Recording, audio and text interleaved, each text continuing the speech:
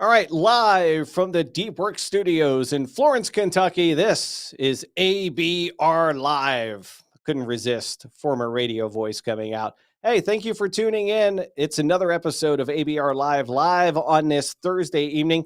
We're going to cover all things America's Best Restaurants. We're going to go on the road where Luis is sitting in van number one, get a feel for the road, what's going on. We've got an episode of the week. We're going to talk to Chad from 4th and State. One of the, I would say, most personable people that we have talked to so far on the road, get his insights about running a restaurant and what it's like. But first and foremost, what exactly is America's Best Restaurants? We're on a mission to profile those independent restaurants all across the country and give them a platform to tell their story. We're looking to connect consumers with restaurants that they should dine at on a weekly basis, and then help those restaurants understand and know who those customers are, because what drives restaurants for long-term success, it's those frequent customers that come back over and over again. And being able to connect with people on a personal level and tell your story so that they know who you are, that's really the essence of it. There's two things that restaurants can either do. You can outspend, you can outsmart. Well, the biggest thing is if you can outsmart and be visible, you can beat the competition, and America's Best Restaurants wants to give the platform to those independent restaurants to be able to do just that. We have two vans out on the road right now. One's on the West Coast. One is in the Midwest and the East Coast. That's where Luis is at right now, out in Indianapolis. And we are on a mission to meet with restaurants every day, every week of the month, to be able to help them tell their story, just like we're going to hear from Chad coming up in just a little bit. That's who we are. We've got crews that are all over the place, and we are looking for you as an independent restaurant operator to help tell your story. And boy, I tell you what, if you're a customer and you're looking for places to eat at different cities and areas and locales, we're the place for you, because it's not just a menu. It's not just some website. We give you the opportunity to connect with these restaurant owners, and it's really been a good time, and it's fun, and we're approaching 500 episodes so far, and that number is increasing every week. So that's what America's Best Restaurants is all about. What are the episodes all about? What do the episodes look like? How does it go? Well, every week here on Thursday, we want to do a featured episode of the week. This one, it just happens to be Luis and the crew are out in Indianapolis, so we're going to stick in Indiana. It's in Seymour, Indiana. It's a place called Pizza Palace. That's this week's featured episode of the week. Check it out. Hey, what's up, everybody at America's Best Restaurants? It's Luis again, and we are traveling the country, coast to coast, to find the places where you need to eat at on a weekly basis.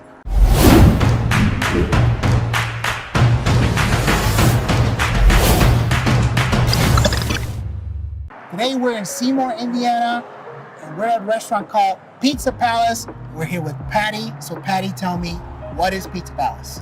Pizza Palace is a family-based and family-owned business here in Seymour that has been within our community within the past 50 years. Wow. This year we're celebrating our 50th anniversary. That's awesome. Yeah. Congratulations. As of to this you month, guys. yeah. Wow, that's great. Awesome. So in every episode, we focus on 3 things you need to have when you come here. What are we having today, Patty? Today we are having all-you-can-eat pizza buffet. Pizza is high demand within our community. Okay.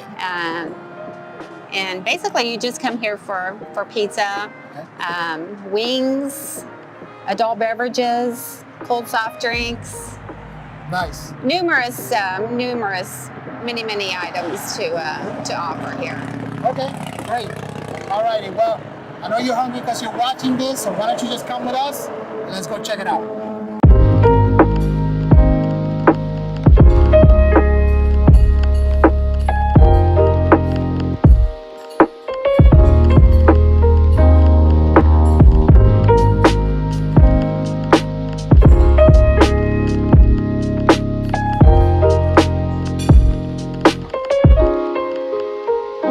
All right, everybody, we are back with the 3 things you need to have when you come to Pizza Palace. Patty, starting with this, tell me, what do we have? Okay, what we have here are the traditional bone-in chicken wings. This is flavored with the barbecue sauce, served with your choice of ranch or blue cheese dressing. Also available in boneless. And we actually do a wing special on Wednesday evening, which runs from open until close, Cool. as well as a draft special on the premium beers. Okay. So $1 draft, 90-cent wings on Wednesdays only. Nice. But they are available for both dine-in, delivery, carry-out as well. Cool. So. Awesome. That's one of the must-have menu items that you should have when you come to Pizza Palace. And this? This is one of our specialty pizzas. This is a 16-inch thin crust pepperoni pizza served with a mozzarella and tomato sauce. One of Pizza Palace favorites. These both come in, they all come in small, large, and extra large, also available in a gluten-free cauliflower crust. Great flavor. My God, wow. One of a kind. You can't go any place in Indiana and get a pizza like that. That's awesome. Yeah. That's awesome. It's a little bit, it is thin crust, but it's a little bit doughy, which I really appreciate. Yeah. It's not real chewy and it's not real crisp either. Really good. So Really good. And then here, everybody knows what these are, but tell me. these are breadsticks. Our breadsticks are served actually with a garlic sauce. There's five breadsticks to an order. You get your choice of cheese, garlic, butter, or marinara to go with that. One of Pizza Palace favorite appetizers. So. Nice. So, Patty, tell me, how can people find out more information about Pizza Palace? You can visit our Facebook page and or our website, which is pizzapalace.com. Online ordering is also available, or you just call us at 812-522-8100. Okay, awesome. Okay? Awesome. Well, you can also find a full listing for Pizza Palace on americasbestrestaurants.com. I'm hungry. I'm going to eat. I'll see you guys in the next one.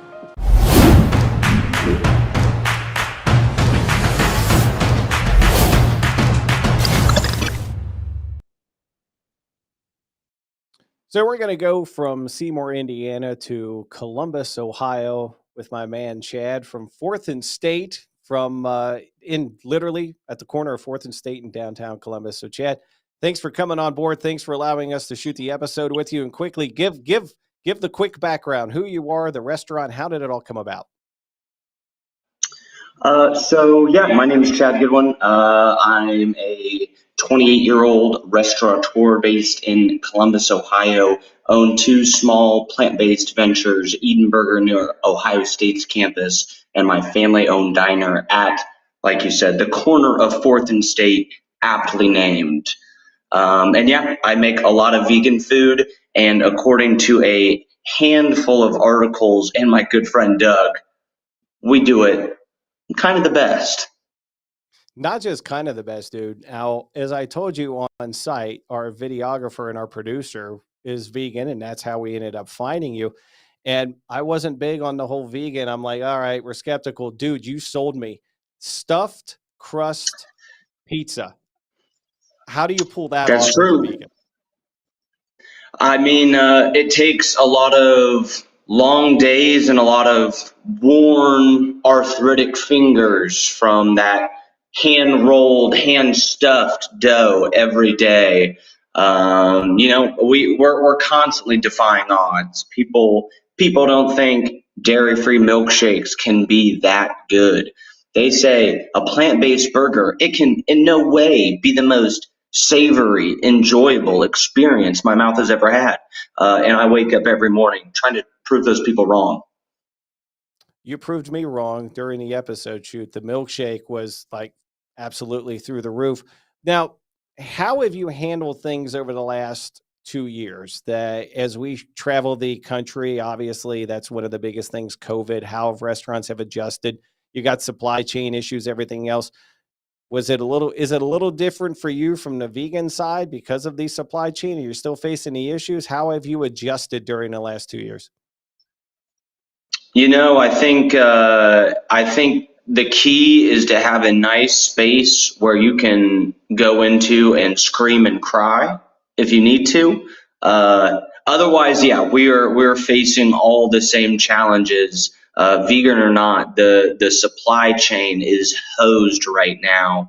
Of course, staffing is an issue for everybody. I think the entire world is undergoing this huge shift in what we thought the idea of work was, and now what it will turn into in the future. So we've faced a lot of the same types of adversity. A lot of my other restaurateur friends have, whether they're vegan or non-vegan. It's just who has the ability to adapt and who's got the resources to kind of scale back in certain areas and kind of adjust. Is it doing more delivery? Is it trying to accommodate dine-in when it's safe from COVID? There's a million things that restaurant operators are trying, and I think what's really worked for us is consistency. Just trying to make sure that we're open the same hours week after week. We're there 7 days a week. Making sure despite our.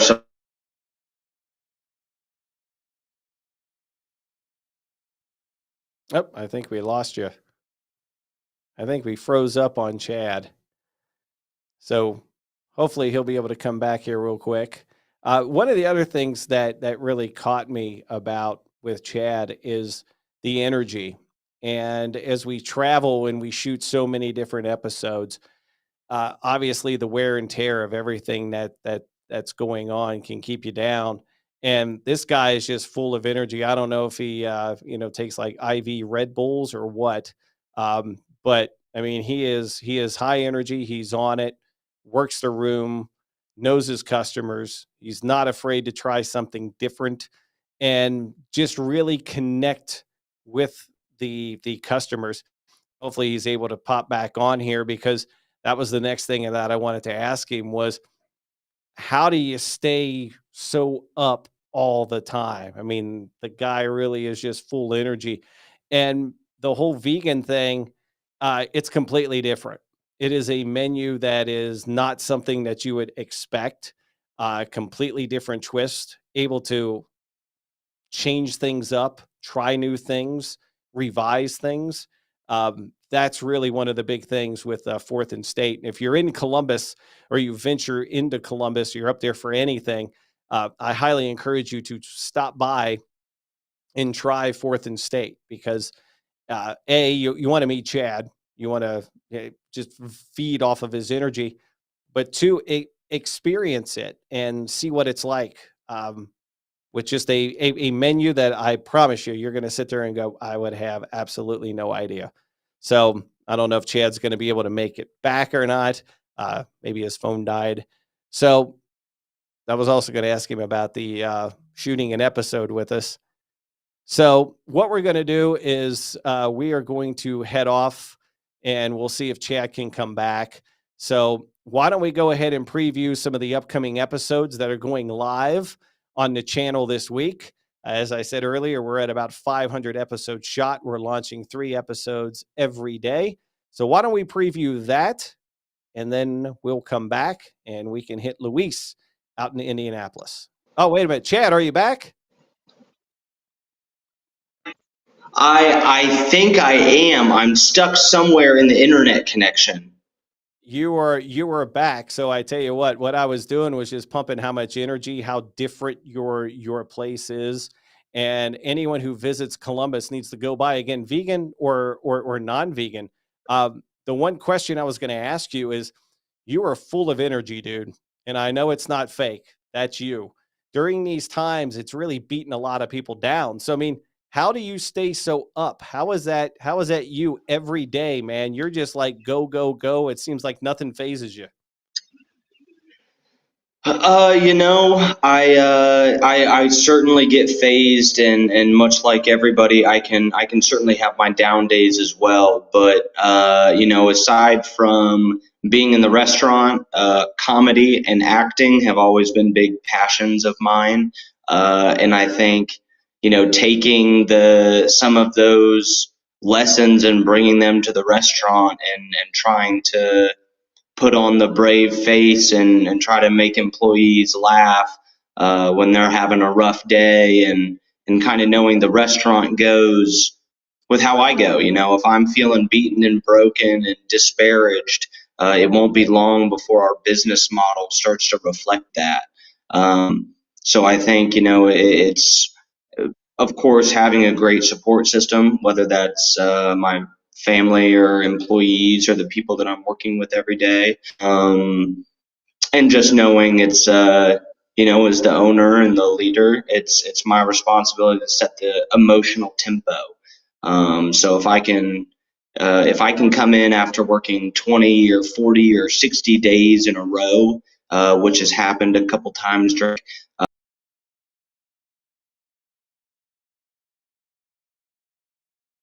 All right, seems that the connection is lost again. So I tell you what, let's go to the upcoming episodes, and that'll give us a little bit of time. We'll see if we're able to get Chad back. So go ahead and hit the upcoming episodes. These are the episodes that are about to go live.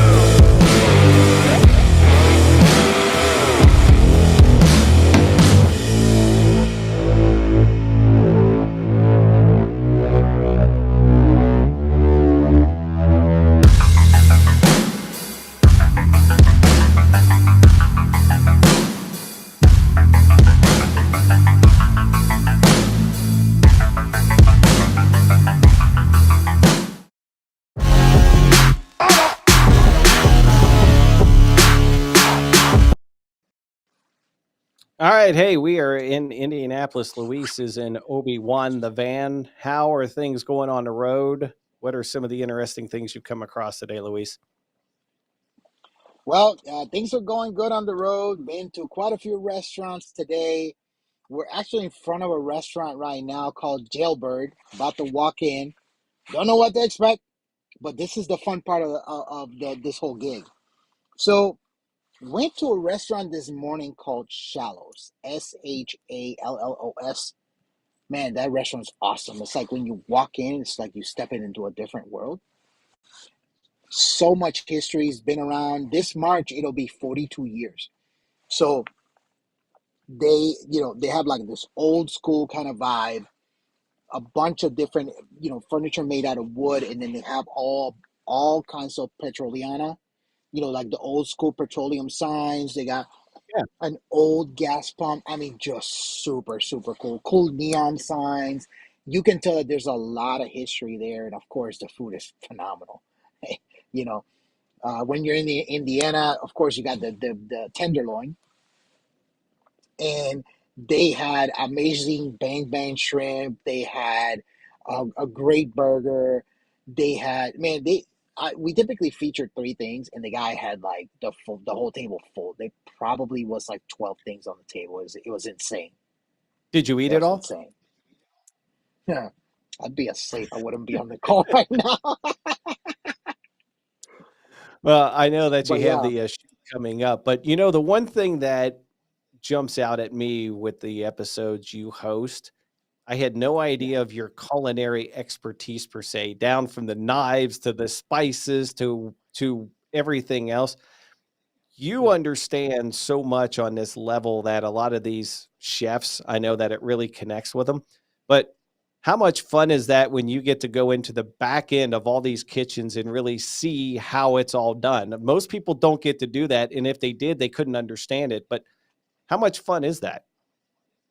Oh, it's super fun. I enjoy it a lot because they get to show you their whole creative level. And of course, as a consumer being in a dining room, you don't get any of that. You just see the final product. You don't get to see what it takes to prepare that product, why they do it the way they do it, and that's fascinating to me. And of course, that's part of the episodes is we're back with the camera and Yeah. we get to show some of the stuff being made and everything else. If there was one dish today that you tried that if you could have taken it with you and eaten the entire thing, what was that one dish today? I'm putting you on the Oh spot. man, that's hard for me to tell you. I would say I went to this restaurant called Main Street Grill, and they make this thing that's called dragon fingers. They're like a breaded chicken tenderloin kind of thing, chicken breast, and they kind of bread them and they make in this kind of like Thai chili sauce. It doesn't. I'm not gonna say it really kind of fits what the restaurant is, but that's not surprising. I'm not surprised because restaurants will try different things. So that was one dish that I ate. I think it was at the second place, and I'm like, oh man, this is gonna be dangerous because if I eat this, I'm gonna fall asleep, and I won't be able to perform the rest of my duties during the day. So I took two bites, and I almost took a third one. I'm like, no, I gotta slow myself down. But that would have been one that, hands down, I would have crushed it. One thing I was going to ask you too, and I know I want to get you out of the van and shoot the episode. Personally, for me, I have a hard time even contemplating going to chains now because we eat at so many Oh yeah. independent restaurants and these people that are just doing it so creative. Have you found it that you're more of a foodie than I am, that you have to go to these independent places now? You can't just go to the chain where it's all supposed to taste the same. We're spoiled now. At least I feel I am. Oh yeah, absolutely. Absolutely. It's really funny because I was called quite a bit before for restaurant recommendations, and now it's on every day. I just had a restaurant owner yesterday that I visited last week. I did a stop by yesterday, and he's telling me, Luis, I need your help. I'm like, okay, what's up? He says, I am looking for an Italian seafood chef. And I said, well, that's interesting because I actually have two people off the top of my head that their caliber of cooking is high up there. I said, I'm going to put you in contact. He's like, seriously? I'm like, look, let me show you one of my friends, the restaurant, the menu. Here, scroll through the menu. He said, oh, yeah, I want to talk to this guy. So, being able to just be to these independent places and hear their stories, plus try the amazing food. I mean, come on, man. That does it for me. And as one of our producers always says, we get paid for this. Yeah. Yeah. All right. Well, I tell you what, you and Austin get out of the van, go shoot the episode. Safe travels back home. And you're Later. shooting Northern Kentucky next week. And then you're heading to Yep. Miami. And I'm shooting Northern Kentucky. So we're back out on the road, my man. All right. All right. Be safe. Thank you. Thanks, Louis.